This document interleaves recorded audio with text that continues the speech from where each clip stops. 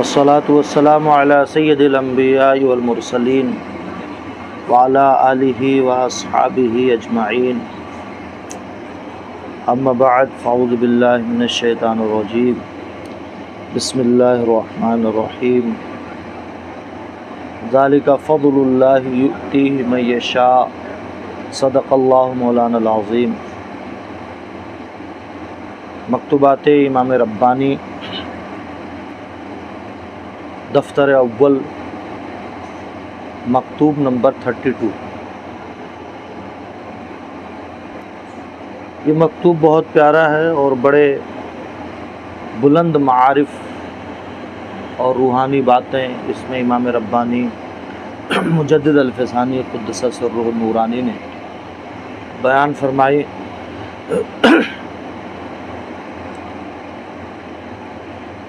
یہ مرزا حسام الدین احمد کے نام یہ لیٹر لکھا گیا ہے، یہ خط لکھا گیا ہے۔ تو اس میں جہاں بڑے اعلیٰ معارف بیان کیے گئے، وہیں ساتھ میں جو لوگ روحانیت کا قطرہ پا کے اپنے آپ کو سمندر سمجھ لیتے ہیں اور سمندروں سے ٹکرانے لگتے ہیں، ان کی ناراضگی مول لے لیتے ہیں، تو انہیں کس گہرے گڑھے میں گرنا پڑتا ہے اس کی طرف بھی نشاندہی کی گئی ہے۔ حضرت خواجہ باقی باللہ کے ایک مرید تھے شیخ حداد، تو حضرت خواجہ باقی باللہ نے امام ربانی کو پانے کے بعد تقریباً پوری طریقت وغیرہ ان کے حوالے کر دی تھی، یہاں تک کہ اپنے بیٹوں کو بھی امام ربانی کے حوالے کر دیا تھا حضرت خواجہ باقی باللہ نے۔ بیچ میں ایک شیخ تھے شیخ حداد، تو کچھ علاقوں میں انہیں امام ربانی سے مشورہ کر کے حضرت خواجہ باقی باللہ بھیج دیا کرتے تھے، تو وہ سالکین کی حالت کو دریافت کریں، کیا ان کی کیفیت ہوتی ہے، اور اس کے بعد وہ خواجہ باقی باللہ سے ان کی کیفیت بتائیں، ان کی کیفیت کے اعتبار سے وہ توجہ وغیرہ کریں، سبق بڑھائیں۔ تو ان کا کام جو تھا میڈیٹر کا تھا، ایک ترجمان کا تھا۔ حضرت خواجہ باقی باللہ کے مظہر کامل جو تھے، مظہر اتم، بڑا ہارڈ جملہ ہو گیا، یعنی کامل خلیفہ جنہیں سب کچھ دے دیا تھا، بیٹوں تک کو ان کے حوالے کر دیا تھا، وہ امام ربانی مجدد الفسانی تھے۔ لیکن شیخ حداد نے میدان خالی دیکھ کر کے یہ کہا کہ صاحب دہلی کی خانقاہ ہمارے حوالے رہے گی، کیونکہ دیکھو ہمیں دور دراز بھیجا کرتے تھے، جبکہ ان کی حیثیت صرف خادم کی تھی، ایک ترجمان کی تھی، ایک سفارتکار کی تھی، امبیسیڈر کی۔ امبیسیڈر کوئی پی ایم تھوڑی ہوتا ہے، وہ تو ایک نوکر ہوتا ہے جو میڈیٹر ہوتا ہے دو کنٹری کے بیچ میں۔ اور ستایا بھی، اور کچھ لوگوں نے مل کر جب خواجہ باقی باللہ کے بیٹے بڑے ہوئے تو ان کے بھی کان بھرے۔ یہ بات آ جاتی ہے نا کہ انہیں جو ملا ہمارے باپ سے ملا۔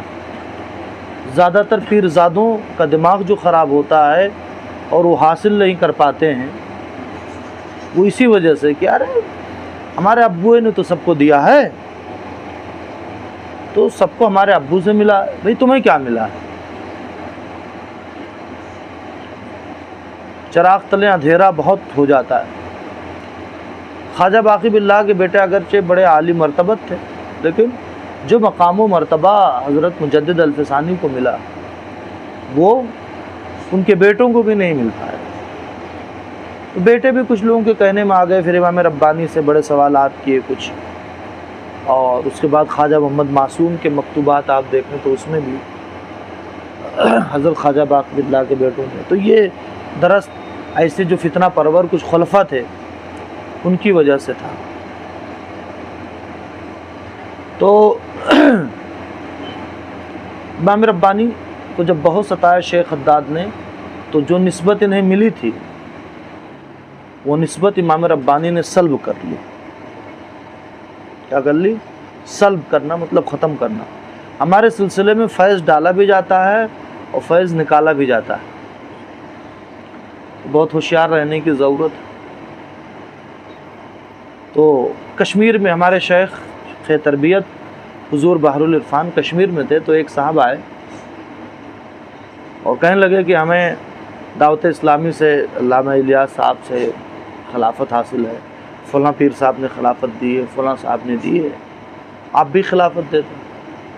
تو ہمارے حضرت بولے ہمارے ہاں خلافت کوئی میلاد شریف کی شیرنی تھوڑی ہے، ہمارے سلسلے کا ذکر سیکھو، ولایت صغرا پہ پہنچو گے تو یہاں کی خلافت ملے گی۔ تو انہیں طلب ہوئی یار کہ پہلا کوئی آدمی ہے جس نے ہمیں یوں اٹیک کیا۔ تو بیٹھے، حضرت نے توجہ ڈالنا شروع کی تو گر پڑے، لوٹنے لگے۔ حضرت نے فرمایا انہیں میری نگاہ سے جتنا دور کر سکتے ہو دور کر دو۔ تو نگاہ سے دور کر دیا، پھر بھی ان کی بے چینی، گھبراہٹ یہ کم نہیں ہو رہی تھی۔ کہا اچھا ٹھیک ہے لے کے آؤ۔ پھر مراقبہ کیا، تھوڑی دیر کے بعد وہ لائن پر آئے۔ تو حضرت فرماتے تھے پہلی مرتبہ ہم نے اپنی زندگی میں یہ کام کیا ہے کہ جو نور دیا تھا وہ نور واپس لیا،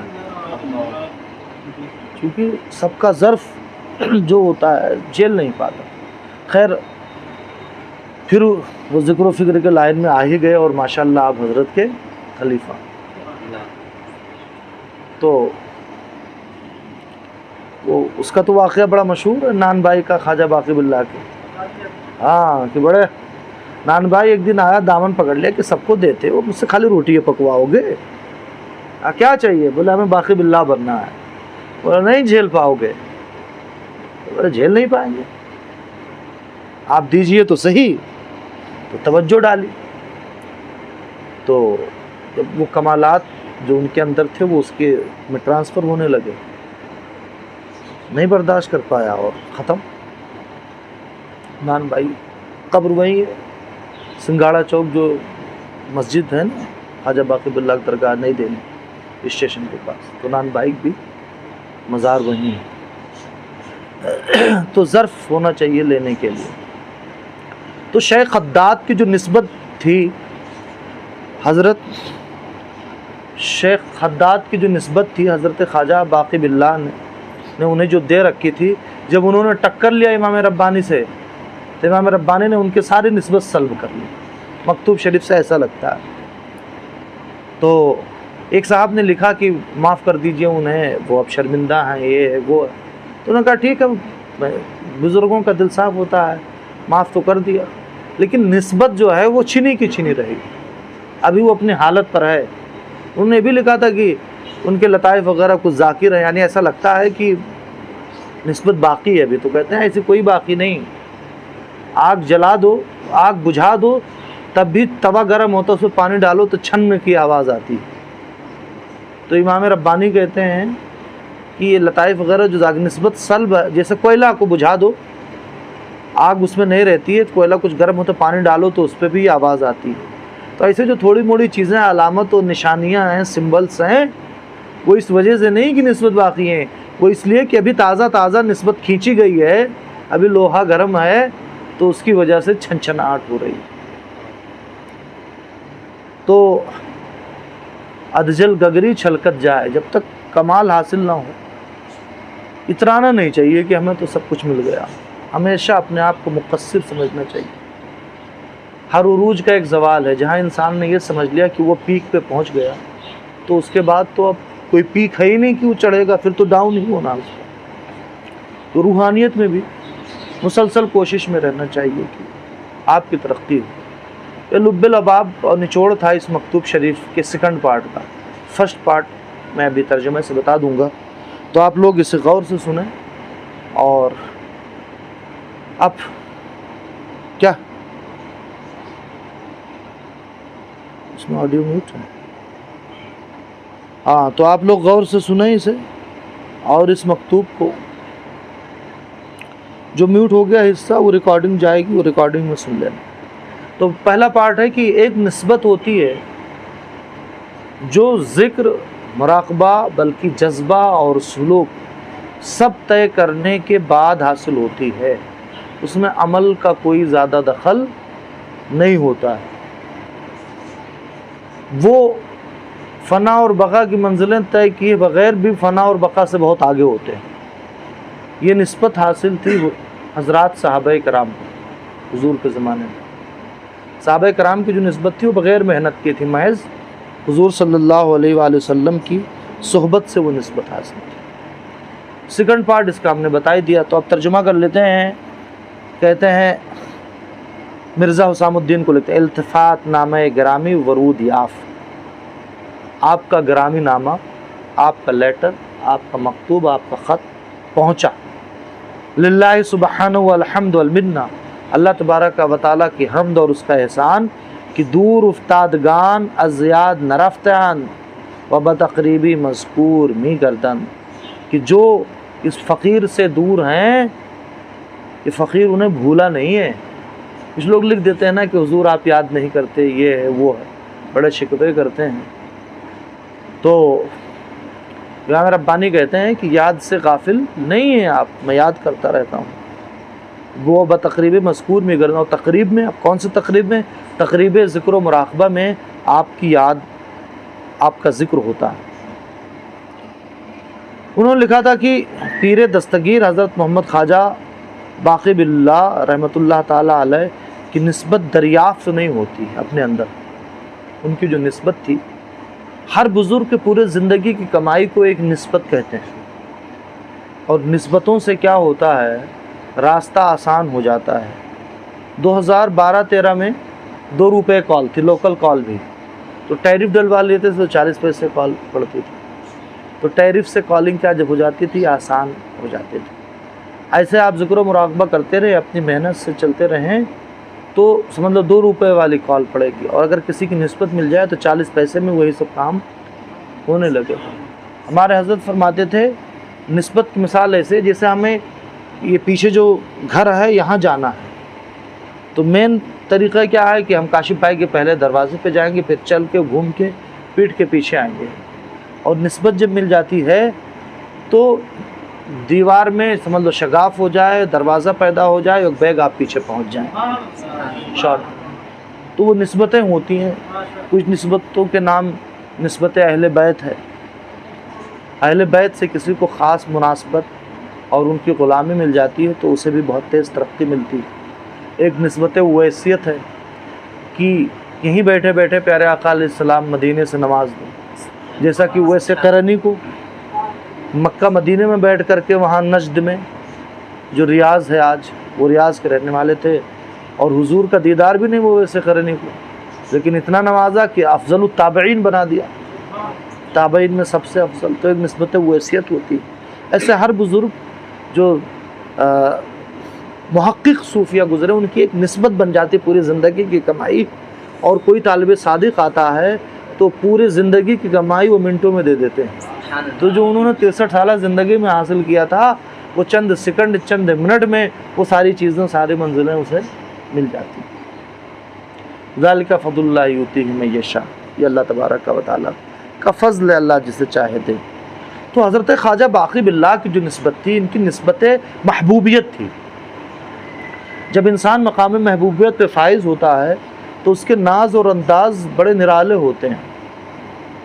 پھر اور لوگوں کو تو اپنی کرامت اور اپنی چیزوں کو چھپانا واجب ہے طریقت میں، جیسے عورت اپنے پیریڈ کو چھپاتی ہے یا اس کپڑے کو چھپاتی ہے کہ پیریڈ میں، تو ایسے اولیاء کرام اپنی کرامتوں کو، اپنے احوال کو چھپاتے ہیں۔ الکرامت و حیض الرجال کہا گیا، کرامت یا عورتوں پیریڈ ہے، پیریڈ جسے چھپاتی ہے اسے چھپانا چاہیے، ٹھیک ہے۔ لیکن جنہیں مقام محبوبیت عطا ہو جاتا ہے، محبوبیت کا مقام، تو ان سے اعلان بھی کروایا جاتا ہے کہ تم کہو کہ ہمارے رب نے ہمیں یہ دیا ہے۔ غوث پاک کا جو قصیدہ ہے وہ سقان الحب کا سات الوصالی، اللہ نے اپنی معرفت کے ہمیں اتنے جام پلائے، اتنے جام پلائے، کہا کہ شریب تم فضل من بعد سکری ولا نلتم الوی بالتسالی، اولیاء کی جماعت تم نے بھی جام پیا، انکار نہیں کرتے، لیکن مجھ سے جو میرا جھوٹا بچا ہے وہ تم نے پیا ہے، اور میرے مقام کو تم نہیں پہنچ پاؤ گے پھر اپنے بہت سی چیزیں۔ تو یہ مقام محبوبیت ہے۔ تو خواجہ باقی باللہ کی جو نسبت محبوبیت تھی، کہتے ہیں وہ نسبت اپنے اندر میں نہیں پاتا، اور وہ مرید کیسا جس میں پیر کی کوالٹی نہ ہو۔ تو امام ربانی کہتے ہیں یہ آپ نے پوچھا تھا مخدومہ شرح امثال این سخنان بطریق تحریر، بلکہ تقریر ہم مناسب نہ نمائے. ان چیزوں کی شرح لکھ کر کے یا بیان کر کے ہم نہیں کر سکتے. ٹھیک ہے. ہاں تا در فہمے کسے چے در آیت, تو نہ تحریر سے انہیں بتا سکتے نہ تقریر سے. بہت اچھی بات امام ربانی نے کہی کہ ذوق اعلی حضرت نے بلکہ کہی نقش بندیوں کے بارے میں, ذوق ہی میں نہ شناسی تا نہ چشی واللہ. اس شراب کی لذت اس وقت تک نہیں پائیں گے جب تک گٹ گٹ کر کے پیئیں نہ اسے, جب تک اس کا چسکا نہ لیں. ٹھیک ہے. تو یہ چیز برتنے کی خواجہ باقی باللہ کی نسبت آپ کو کیوں نہیں ملی, یہ نہ ہم لکھ سکتے نہ بتا سکتے. اگر میرے پاس آئیں اور اب خواجہ باقی باللہ کے خلیفہ اور مظہر کامل اور ان کے فیض بانٹنے والے امام ربانی تھے نا, اور ان کا انتقال ہو گیا, اور انتقال شیخ کتنا کامل ہو, جب اس کا انتقال ہو جائے اور مرید ابھی کامل نہیں ہوا ہے تو اپنے شیخ کے خلیفہ یا کسی ایسے شیخ کا دامن پکڑنا اس کے لیے ضروری ہے جو اس کی منزلیں طے کرا دے.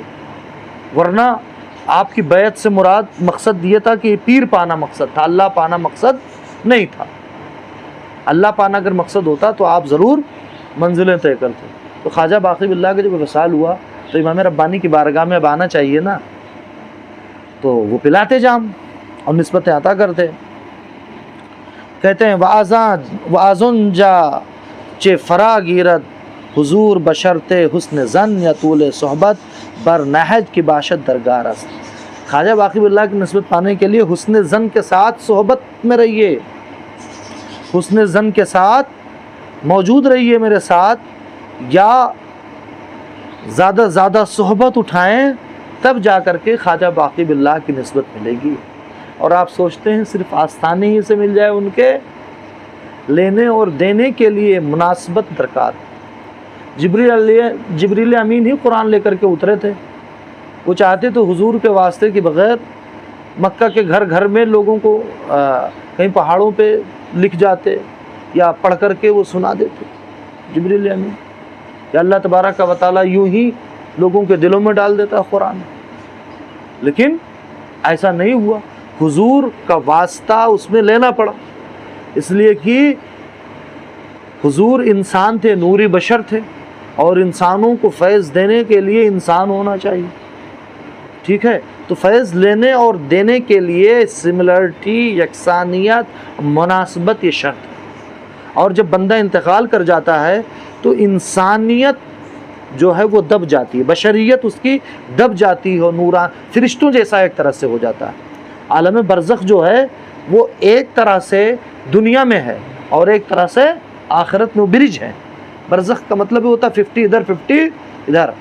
تو جب ایک تو اللہ والے ویسے نوری مخلوق ہوتے ہیں, اور پھر انتقال کے بعد جب جسم سے آزاد ہو جاتے ہیں تو ان کی نورانیت میں اور ملکوتیت آ جاتی ہے, پھر ان سے فیض لینا بڑا مشکل ہوتا ہے, مگر یہ کہ وہ خود کسی کو دے دیں, نواز دیں. تو اب خواجہ باقی باللہ کی نسبت کیسے ملے؟ ان کے خلیفہ اعظم یعنی امام ربانی کے پاس اشارہ کر رہے ہیں کہ آنا چاہیے. کہتے ہیں پھر ایک شعر کہتے ہیں, یار شاعری نہ ہوتی تو عاشقوں کا سینہ پھٹ جاتا. آسودہ شبی باید و خوش مہتابی تاباتو حکایت کنم اظہر بابی. اچھی رات ہونی چاہیے اور چاندنی چھٹکی ہوئی ہو, 14ویں کا چاند ہو, ٹھیک ہے, اور پیاری سی رات ہو, تاکہ جب ماحول آس پاس کا اچھا ہوتا ہے تو پھر باتیں اچھی ہوتی ہیں. اب یہ کولر ہمارے سامنے چل رہا ہے, اب ہم ٹھنڈے, پسینہ نہیں ہو رہا ہے تو جانے کہاں سے باتیں آ رہی ہیں. یہ گرمی بیٹھے ہوتے تو جلدی ختم کرتے. ٹھیک ہے. تو آسودہ شبی باید و خوش مہتابی تاباتو حکایت کنم مظہر بابی, کہ رات اچھی ہونی چاہیے اور چاندنی چھٹکی ہوئی ہونی چاہیے تاکہ ہر باب, ہر چیپٹر کو میں آپ کے سامنے رکھوں. ابھی اشارتاً کہہ دیا. اما بحکم سوالی را جوابی باید, لیکن چونکہ طریقہ ہے کہ ہر سوال کا کچھ نہ کچھ جواب دینا چاہیے, چاہے بریف میں کچھ نہ کچھ کہہ دیں, ورنہ سامنے والے کو لگے گا انہیں پتہ ہی نہیں. ٹھیک ہے. قدر وامن آیت, تھوڑے آپ کے سوال کا جواب میں دیتا ہوں کہ کیوں حضرت خواجہ باقی باللہ کی نسبت نہیں ملتی. کہتے ہیں ہر مقام را علوم و معارف دیگر است و احوال و مواجید دیگر. ہر مقام کے اپنے علوم و معارف ہوتے ہیں. بندہ جب راہ سلوک میں قدم رکھتا ہے اور اللہ کی ذات و صفات کی معرفت تک پہنچنے تک کئی منزلوں سے اس سے گزرنا پڑتا ہے. کبھی توبہ کی منزل سے، کبھی صبر کی منزل سے، کبھی زہد و ورع کی منزل سے، کبھی انابت کی منزل سے، کبھی توکل کی منزل سے، اور کبھی حب کی منزل سے، کبھی رضا کی منزل سے. اتنی ساری منزلوں سے بندہ کیا کرتا ہے؟ گزرتا ہے.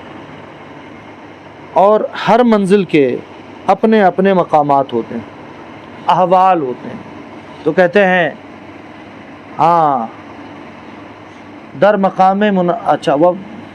مقام مناسب ذکر و توجہ است، در مقام دیگر تلاوت و نماز است.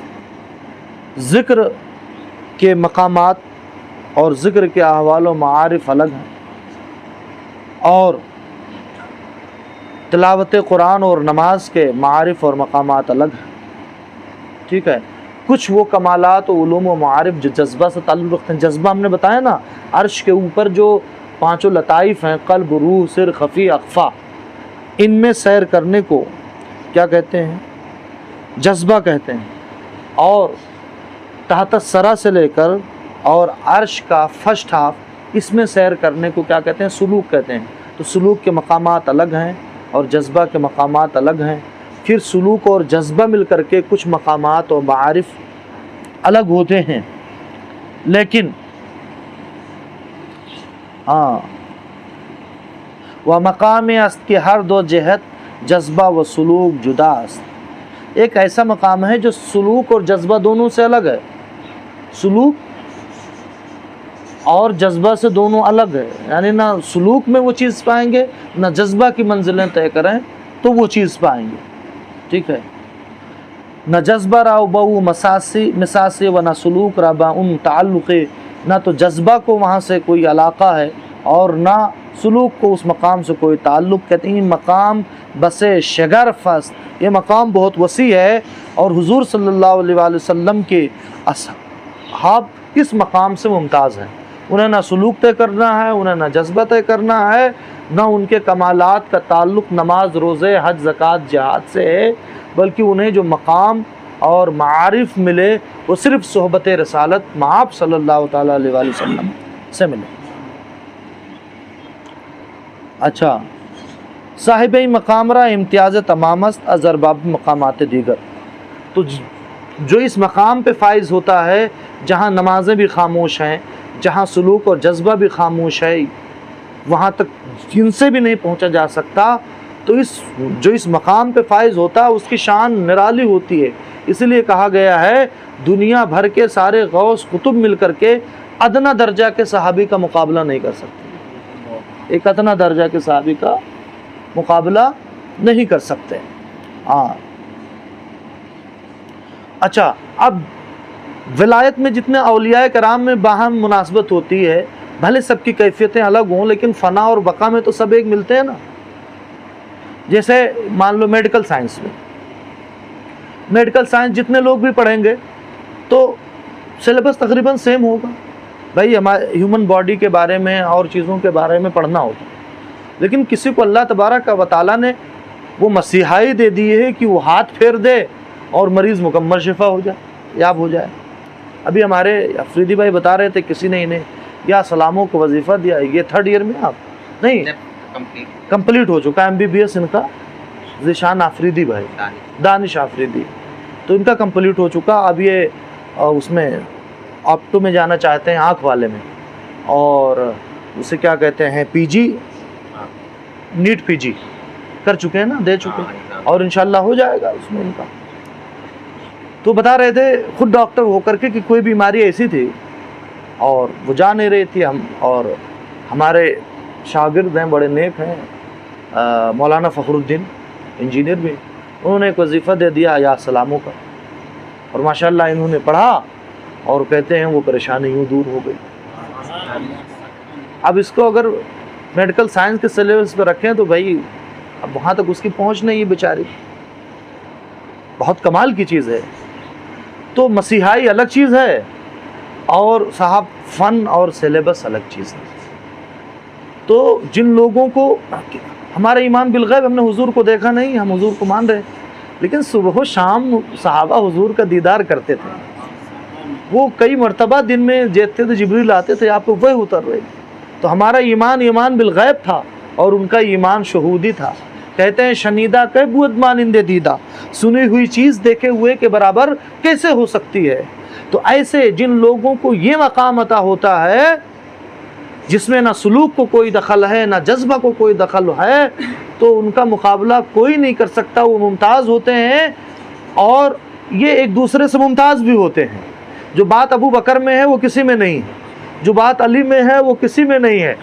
حضرت سرکار اعلیٰ حضرت بہت پیاری بات کہتے ہیں، رسول اللہ کے خلفاء کو اگر پڑھو تو جن کی زندگی پڑھو تو ایسا لگتا ہے کہ بس یہی سب سے افضل ہے، یہ سب سے بڑے ہیں. تو جو لوگ سلوک اور جذبہ سے اللہ تک پہنچتے ہیں ان میں آپس میں مشابہت ہوتی ہے، ان کی منزلیں، ان کی کیفیتیں، ان کے احوال ایک دوسرے سے ملتے جلتے ہیں. بھائی شیخ انہی کیفیتوں سے گزر چکا ہوتا ہے، تبھی تو مرید کی انگلی پکڑ کے اس پگڈنڈی پہ چلاتا ہے. لیکن جو اس راستے سے واصل ہوتے ہیں، اللہ تک پہنچتے ہیں، جسے مقام اجتبا کہتے ہیں، جس راستے سے صحابہ کرام پہنچے، جس پنگھٹ سے انہوں نے پیا، تو وہ سب سے ممتاز بھی ہوتے ہیں اور ایک دوسرے سے الگ اور جدا بھی ہوتے ہیں. سب کا پنگھٹ الگ ہے. ٹھیک. کہتے ہیں نسبت از گذشت اصحاب کرام گزرنے کے بعد یہ نسبت مکمل طور سے امام مہدی رضی اللہ تعالیٰ عنہ میں پائی جائے گی، جو صحابہ کرام کی نسبت تھی. وہ ذکر مجاہدہ اور ریاضت کے ذریعہ سے نہیں، اللہ تبارک و تعالیٰ نے اپنا خصوصی جو انعام ان پر فرمایا اور جو صحابہ کرام پہ انعام ہوا تھا، جس طریقے سے حضرت ابو بکر صدیق رضی اللہ تعالیٰ نے مرتدین کا قلعہ قمع کیا تھا، امام مہدی آئیں گے تو دجال کا قلعہ قمع کر دیں گے. یہ کمال عطا ہوگا. ٹھیک ہے. تو یہ چیز امام مہدی رضی اللہ تعالیٰ عنہ میں مکمل طور پر پائی جائے گی انشاءاللہ. از مشائخ طبقات رحمہ اللہ سبحانہ کم کثرت مقام خبردادا. امام ربانی کی خاص بات ہے، امام ربانی کے کنٹمپریری اور معاصر ایک بزرگ تھے، کہتے تھے اس زمانے میں اگر کسی کی تحریر کو تصنیف کہہ سکتے ہیں تو صرف شیخ احمد کی کتابیں ہیں. باقی تالیف مطلب وہ چیزیں اور کتابوں میں تھوڑا یہاں سے لے لیا، تھوڑا یہاں سے لے لیا، تھوڑا یہاں سے لے لیا اور گلدستہ بنا دیا. ٹھیک ہے، اسے تالیف کہتے ہیں. اور تصنیف جو پہلے کہیں جو چیز نہ ہو، جو پھول کہیں نہ کھلا ہو، وہ پھول آپ سامنے رکھیں. تو کہتے ہیں مشائخ کے طبقات آپ چھان ڈالیں، اس مقام کی خبر کسی کے یہاں نہیں ملے گی.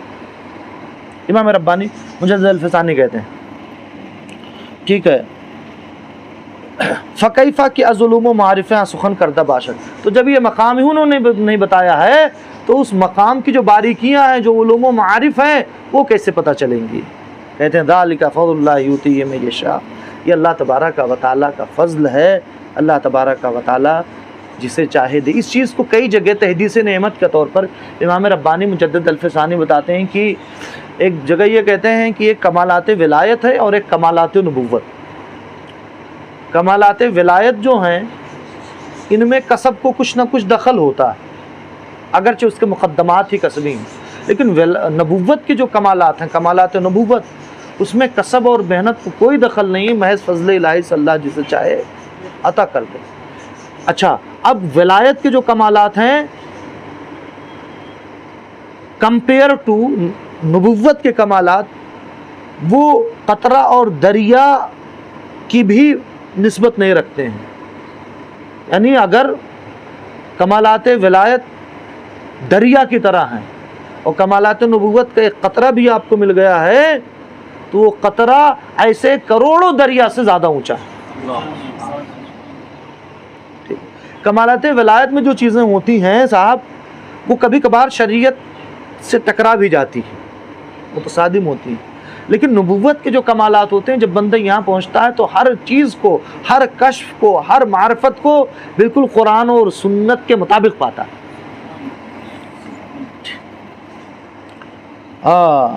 غایت ما فی الباب اصحاب کرام را این نسبت عزیز الوجود در اول قدم بظہور میں آمد. کہ صحابہ کرام کو یہ چیز جو اولیاء کرام کو نصیب نہیں ہے، چاہے جتنی محنت کرائے، پہلے قدم میں یہ چیز مل جایا کرتی تھی۔ ایک جگہ امام ربانی کہتے ہیں کہ کمالات نبوت صحابہ اور تابعین کے زمانے کے بعد روپوش ہو گئے تھے، اللہ کا خاص انعام ہوا مجھ پر۔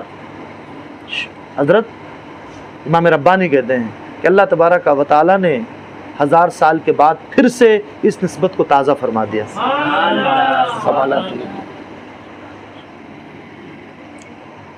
تو یہی ساری وجہ ہیں، امام ربانی کو نیر مجددی نہیں سمجھ پاتے، دوسرے لوگوں نے بڑے بڑے اعتراضات کیے چونکہ ان کی سمجھ سے بالا تر چیزیں تھیں۔ ہمارے حضرت فرمایا کرتے تھے شیخ عبدالحق محدث دہلوی کا بڑا ایک مقام ہے، اور وہ بھی خواجہ تاش تھے۔ خواجہ تاش مطلب ایک ہی سمندر سے، ایک ہی پنگھٹ سے دو لوگ پیے۔ حضرت کیا کہتے ہیں شیخ عبدالحق محدث دہلوی رحمۃ اللہ علیہ نے بھی سلوک حضرت خواجہ باقی باللہ سے طے کیا، اور امام ربانی نے بھی طے کیا۔ لیکن امام ربانی کی شان وہ تھی کہ خود مرشد کہتا ہے شیخ احمد اس سورج کا نام ہے جس کی تابش میں مجھ جیسے جانے کتنے ستارے چھپ جاتے ہیں۔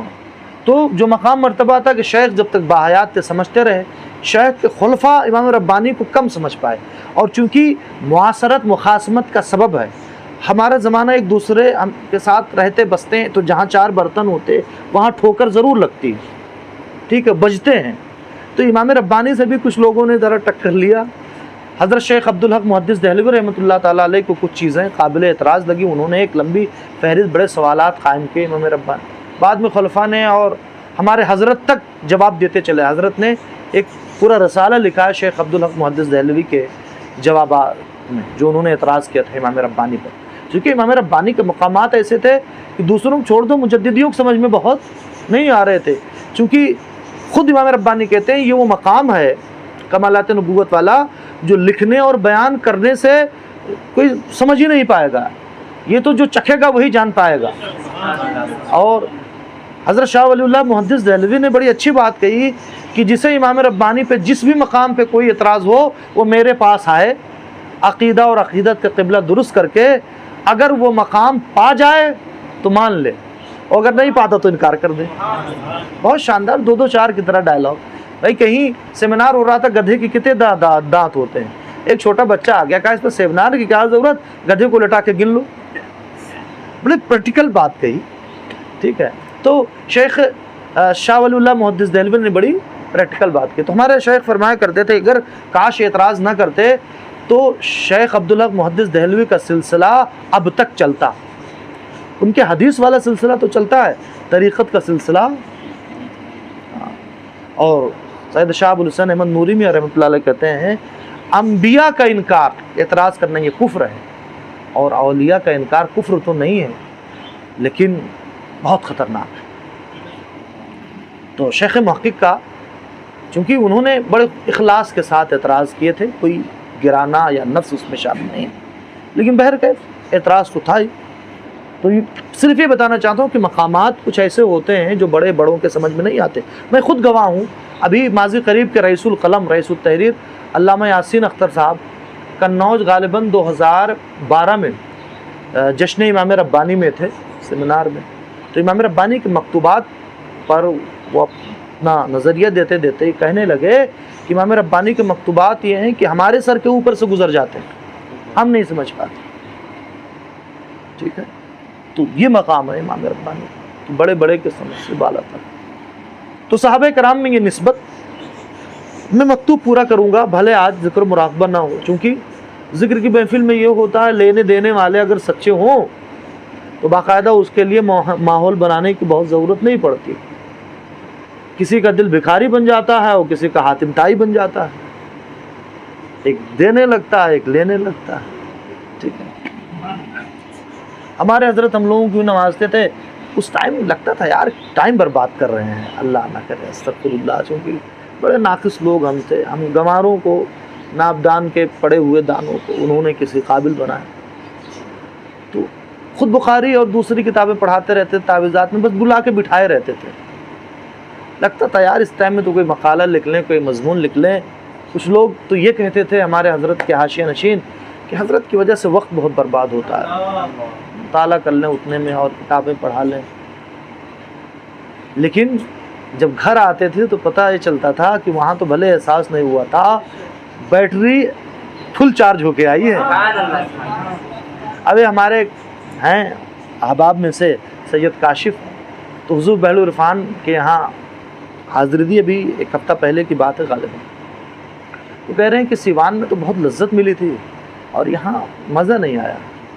تو ہم نے کہا بیٹے کبھی کبھار یوں ہوتا ہے کہ اتنا لذت اٹھا لی جاتی ہے، کیونکہ لذت جب ملے گی تو انسان کو شروع میں اترا جائے گا ارے بہت مل گیا، اور جب دیا جائے میٹر سے اگر ہوا بھریں تو 40 کے بعد کتنا پاؤنڈ ہو گیا انسان وہ نکال لیتا ہے، اور اگر میٹر نہ ہو تو کبھی کبھار 70 تک پہنچ جائے، وہ کہے گا ہاں بھائی ڈالتے رہو بہت کم تھا۔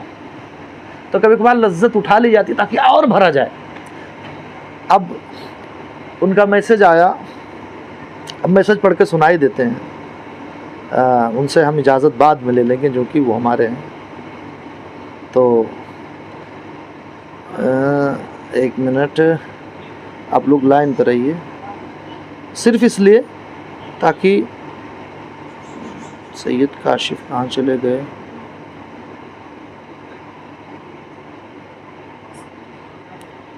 ہاں یہ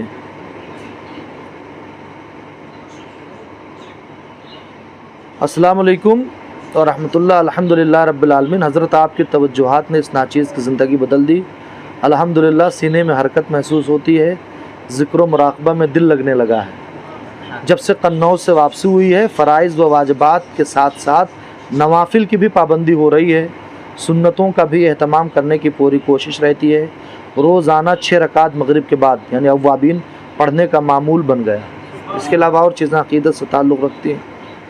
تو یہ ہوتا ہے کہ کبھی کبھار لذت لے لی جاتی ہے، اس کا مطلب یہ نہیں کہ منزلیں نہ طے ہو رہی ہیں۔ 2 طرح سے ٹرینیں ہوتی ہیں، ایک پیسنجر ٹرین جو ہر منزل پہ ہر اسٹیشن پہ رکتی ہے دیکھتے ہوئے جاتے ہیں، اور ایک صاحب آپ وندے بھارت یا راجدھانی پہ بیٹھ گئے، شتابدی پہ بیٹھ گئے، وہ اس سے پہلے پہنچا دیتی ہے، کوئی اسٹیشن بھی آپ کو نہیں دکھائی دیتا یوں ہے، تو کیا منزلیں نہیں طے ہوتی ہیں اور تیز طے ہو جاتی ہیں۔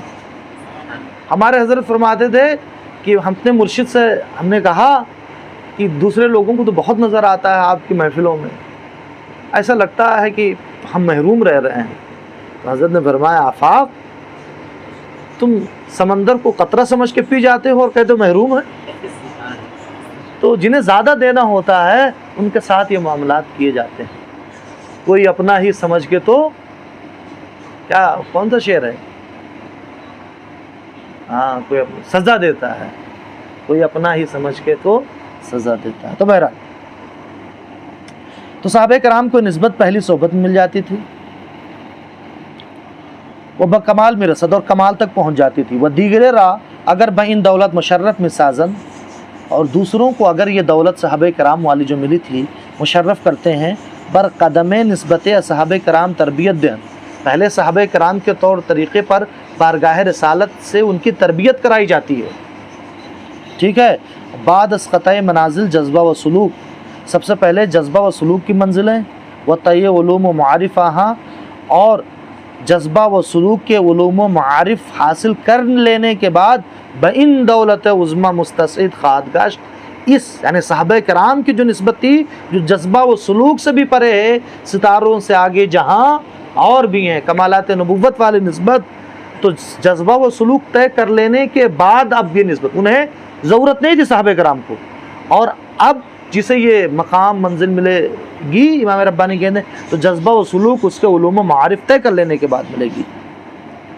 در ابتدا ظہور نسبت مخصوص و برکت صحبت سید البشر است، شروع میں حضور علیہ السلام کی صحبت سے ہی نسبت ملتی تھی، جو صحبت میں رہے گا وہ پائے گا، ابو بکر پائیں گے، حضرت سفیان پائیں گے، حضرت امیر معاویہ پائیں گے، ٹھیک ہے، یہ نسبت ہیں۔ اور افضل التابعین ویسے قرنی پوری زندگی پہاڑوں میں گزار دیں، یہ نسبت نہیں پائیں گے، ٹھیک ہے۔ تو شروع میں یہ طریقہ تھا، اب کسے اما توانت بود، لیکن یہ ہو سکتا ہے کہ از متابعان او نیز کثیر بئن برکت مشرف سازن، کہ حضور کے کامل متبعین میں سے کسی کو اس برکت سے مشرف کر دیں۔ نام نہیں لے رہے ہیں لیکن اشارہ صرف अपनी तरफ आए। ता सोहबत उनीस दर इब्तदा सबब ज़ुहूर निस्बत उलिया गर्दद, ताकि उसकी सोहबत भी इब्तदान इस बुलंद निस्बत के ज़ुहूर का सबब बन जाए। एक शेर कहते हैं, फैज़ रूहुल क़ुद्स अरबाज मदद फरमायत दिगरा हम बकुनंद उनचे मसीहा में कर। अगर रूहुल क़ुद्स का फैज़ पहुँचने लगे तो जो मसीहा ने काम किया था इस ज़माने में दूसरे लोग भी करने लगे। मैं बड़ा एहसानमंद हूँ अपने रफ़ीक़ हयात। एक मौके पर हमने बहुत आजिज़ होकर के कहा, कहाँ हम, कहाँ इतने बड़े बड़े बुज़ुर्ग, अब कहाँ किसे क्या सी चीज़ मिल सकती है। तो उस खातून ने बहुत प्यारी बात कही कि जो खुदा गौसे आज़म का था वही खुदा आपका भी है। जो खुदा, हमने कहा सुभान अल्लाह, बहुत बड़ी बात कह दी और एक उम्मीद दिला दी। दरी वक्त दर निस्बत हम इंदराजुन निहाया फिल बिदाया मुतहक्किक शवद। इस वक्त निस्बत भी शुरू ही में हासिल हो जाती, शुरू ही में हासिल हो जाती। इमाम रब्बानी कह रहे हैं, चुनांचे दर सूरत तक़द्दुम जज्बा बर सुलूक मुतहक्किक। जिस तरीके से सिलसिले नक्शबंदिया में जज्बा को सुलूक पर मुक़द्दम किया, ऐसे सिलसिले नक्शबंदिया की ख़ास बात यह है जो बात आखिर में मिलेगी, जो मकाम, तो उसका ट्रेलर शुरू में दिखा दिया जाता है। इंदराजुन निहाया फिल बिदाया इसे कहते हैं। अब कहते हैं बाद देहादा, इतना हमने बता दिया। अगर मुलाकात वाक़ शुद अज़ जानिब मुस्तान मज़न्ने हुस्न इस्तिमा दरियाफ़, अगर कभी मुलाकात होगी और आपकी तरफ से सुनने का मैं शौक़ पाऊँगा तो थोड़ी इस मकाम के बारे में मैं आपको नॉलेज दूँगा। अज़ान हो रही है। इंशाअल्लाह इसका सेकंड पार्ट जो है इस मकतूब का, मकतूब 32 का, नेक्स्ट वीक में कंटिन्यू करूँगा।